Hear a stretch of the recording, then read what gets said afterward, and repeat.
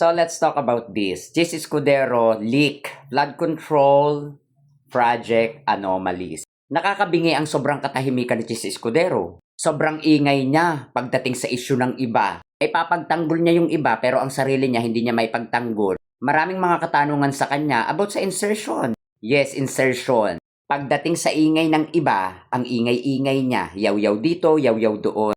Pero pagdating sa sarili niyang issue, parang tameme siya, umurong andila. Sana naman, Chis Escudero, kung gaano kakaingay noon nung pinoprotektahan mo si Sara sa impeachment, sana mas mag-ingay ka ngayon kasi nasa iyo yung spotlight. Ikaw yung may dapat ipaliwanag about insertion. Bakit yata parang natahimik ka? Sa sobrang mong tahimik, nakakabingi. Baka kaya ka naman nananahimik gawa nito. Kasi ayon kay dati DPWH Undersecretary Roberto Bernardo, may sistemang 20% SOV umano sa ilang proyekto na konektado mismo sa'yo. Yun ang dahilan, no? Ngayon, kung hindi ito totoo, bakit hindi mo mapabulaanan?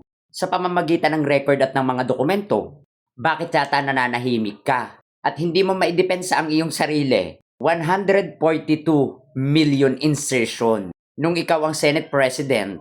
Sana yung ingay mo noon, mag-ingay ka rin ngayon. At kung naipagtanggol mo yung iba, sana kaya mo rin ipagtanggol ang iyong sarili at idepensa. Doon lang tayo sa totoo.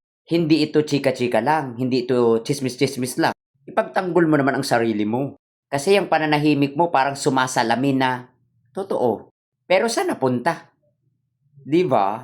Singit ko pa ha, na mas malaki rin yung expenses mo kaysa sa salin mong pokin ng ina mo. Charot lang. Happy New Year.